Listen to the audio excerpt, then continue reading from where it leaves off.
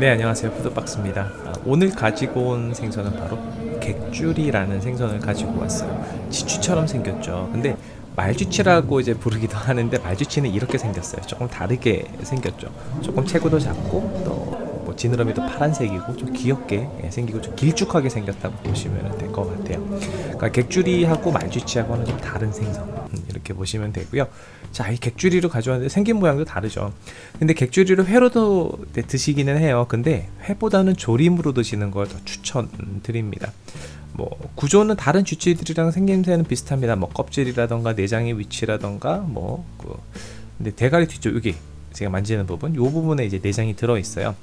그래서 조림할 때는 내장하고 껍질만 제거해서 바로 통으로 썰어서 하시면 되고요. 회로 손질하는 건 조금 복잡한데 제가 그 장면부터 보여드리도록 하겠습니다.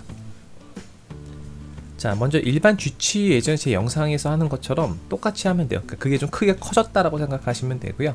이 척추 부분에 까지 칼을 넣어서 좀 잘라 주신 다음에 양쪽으로 벌려서 뜯어 주시면은 내장이 터지지 않고 잘 분리가 돼요.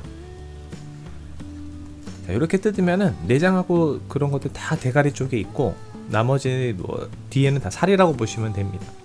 자, 여기 안에 간이 있거든요. 제가 좀 이따 다시 보여드리도록 할게요. 자, 지느러미 요거 다 잘라내 주시면 되고요.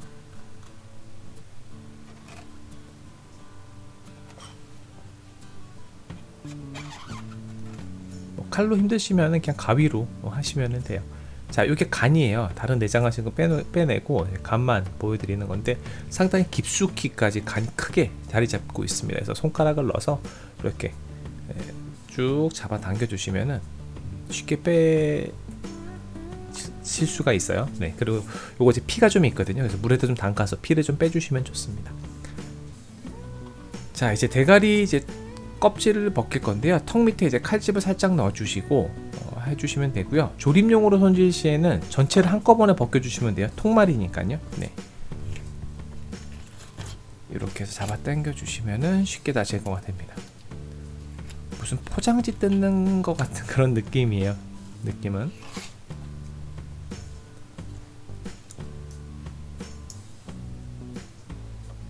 자, 그 다음에 뭐 입쪽 주둥이 요거는 먹을 게 없으니까 잘라버리고요. 그 다음에 이제 아가미 위치가 이 눈 바로 밑에 이렇게 사이가 있는데 거기에 이제 아가미가 있어요. 그래서 그 손질하실 때 이렇게 손으로 잡아 뜯으셔도 쉽게 되거든요. 그래서 눈 바로 밑에 이렇게 보시면 이렇게 아가미가 여기 들어 있어요. 그래서 요거 이제 뜯어내 주시면 됩니다. 이 아래 턱에는 거의 먹을 게 없어요. 그래서 요거는 뜯어서 버렸고요. 그 다음에 아가미도 뜯어서 버렸습니다.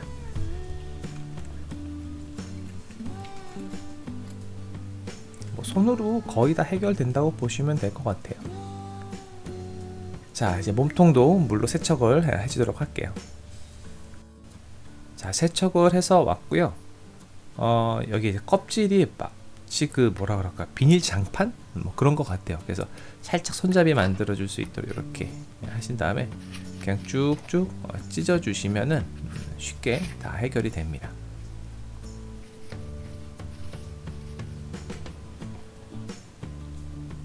자, 이 광택이 나는 속 껍질이 있어요. 요거를 좀 제거를 해야 되는데 요게 나중에 제거하기가 그렇게 만만치는 않아요. 자, 이제 회 뜨는 방법 설명드릴 건데 요거 이제 포를 이렇게 떠주시면 돼요.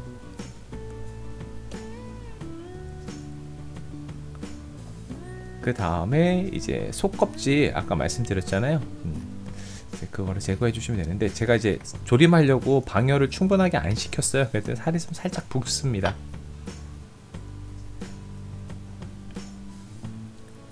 자, 이제 갈비뼈 제거 이제 해주시면 되고요.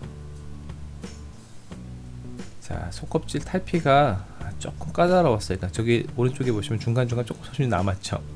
하여튼 우여곡절 끝에 다 했고요. 저렇게 남은 것들은 핀셋 같은 걸로 잡아 뜯어주시면은 쉽게 제거가 돼요. 자, 이렇게 해서 이제 회를 썰어서 드시면 되는 건데 객주리회는 그냥 그래요. 네, 엄청 맛있거나 그러지 않으니까 제가 이제 조림을 할 거잖아요. 조림하고의 그런 맛이 굉장히 큰 차이가 있어요. 그래서 조림을 하시라고 이제 추천을 드리는 거고요. 자, 나머지 살은 전부 다 조림을 하도록 하겠습니다. 자, 그리고 이제 요것도 토막을 쳐주시면 돼요. 그러니까 이거를 처음부터 온 한 마리 전체를 할 거면은 이제 둥글둥글하게 되겠죠. 네, 토막을 전부 다 쳐서 준비해 주시면 되고요.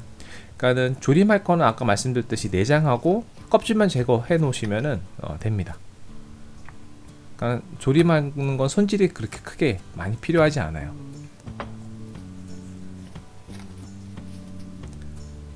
그리고 아까 이제 대가리 준비해 놓은 거, 네, 그것도 준비해 주고, 그다음에 간 있었죠. 간이 정말 그 녹진하면서 맛이 있어요. 그래서 간도 꼭 넣어 주세요. 자, 이제 조림 준비를 해보도록 할게요. 아까 이제 손질해 놓은 이제 주치가 여기에 있고요.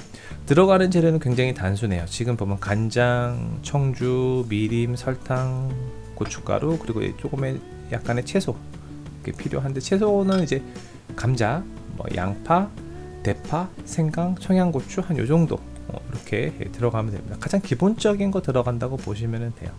자, 고추는 제가 얼려서 보통 보관을 하는데요. 이렇게 가열하는 음식 할 때 사용하기 좋아요.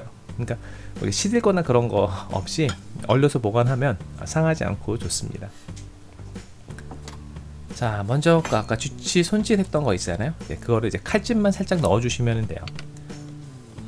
칼집 넣는 건 어렵지 않으니까, 그러니까 만일에 이게 한 마리 통으로 되어 있으면 앞뒤로 다 간이 잘 벨 수 있도록 넣어주시면 됩니다.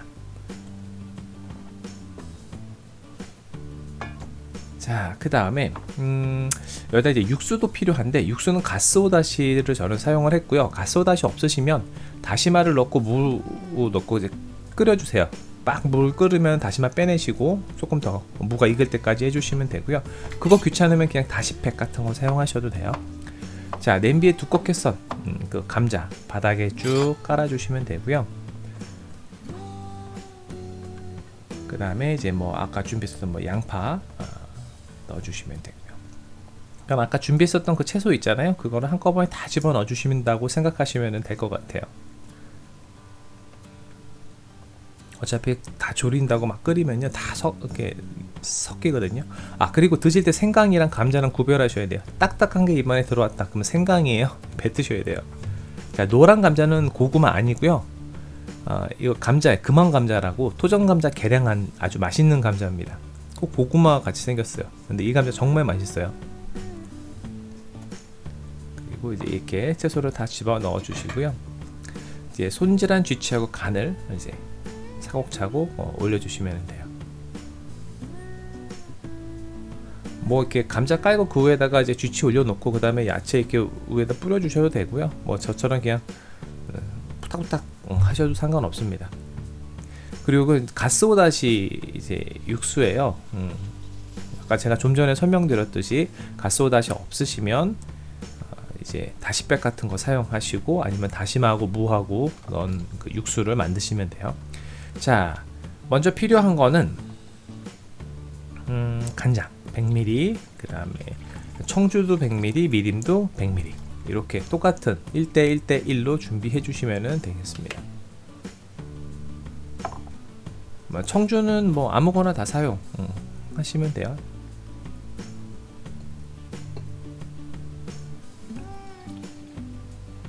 그리고 미림도 100ml 이렇게 해서 넣어주시면 되고, 그 다음에 설탕을 넣을 건데요. 설탕은 약간 기호에 따라서 넣어주시면 돼요. 그러니까 3숟가락은 한 기본이고요. 거기서 좀 가감하시면 될 것 같습니다. 그다음에 고춧가루 한 2숟가락 정도 넣어주시고요. 칼칼하게 드실 거면 더 넣어주셔도 돼요. 그리고 후추 약간 넣으려고 했는데 확 부어졌어요. 크게 차이는 없습니다. 자, 이렇게 달 높게 저어주시고, 그 다음에 육수를 부어주시고 끓여주시면 돼요. 자, 여기서 중요한 포인트가 하나 있는데, 가장 센 불로 끝까지 끓여줄 거예요. 중간에 뭐 이렇게 넘친다고 뭐 이제 불 줄이고 그런 거 없이 그냥 갈 건데, 끓게 되면 사실 넘치는 게 예상이 되잖아요.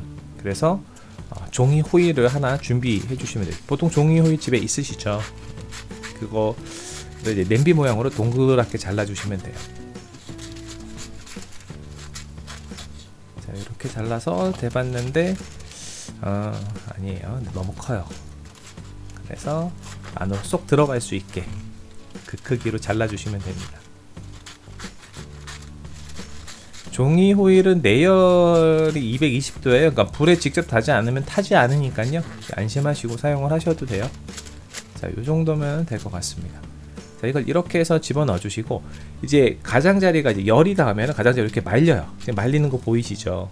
그래서 국물로 좀 적셔 주시면은 그게 쫙 펴져서 들어갑니다. 이제 숟가락 같은 거로 이렇게 가장자리를 국물로 적셔 주시면은 쫙 펴져요. 자, 15분 동안 확 끓여 주시면 돼요. 자, 안 넘치죠?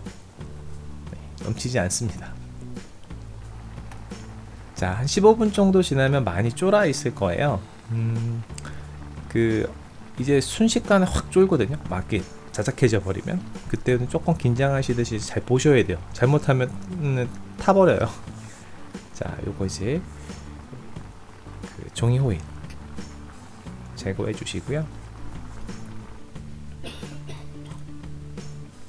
자, 물 양이 이 정도 자작해지면 다 끝났다고 보시면 될 것 같아요.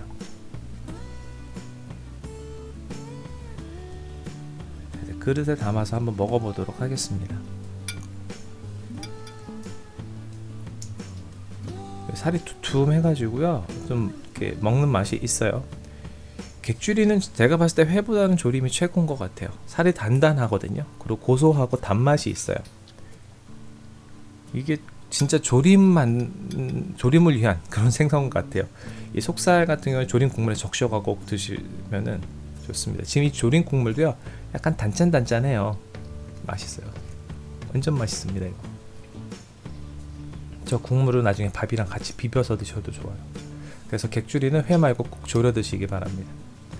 그 노량진 새벽시장 같은 경우는 6마리 3만원 정도 판매를 했었어요. 그래서 물량에 따라 물론 가격은 변동이 있겠지만, 그러니까 좀 이렇게 저렴한 생선이라고 보시면 돼요. 자, 이제 식탁으로 가서 밥이랑 같이 먹어보도록 하겠습니다. 네, 오늘 객주리 조림 영상은 여기까지 준비했고요. 네, 가시기 전에 구독과 좋아요, 알림 꼭 부탁드려요. 다음에 또 봬요.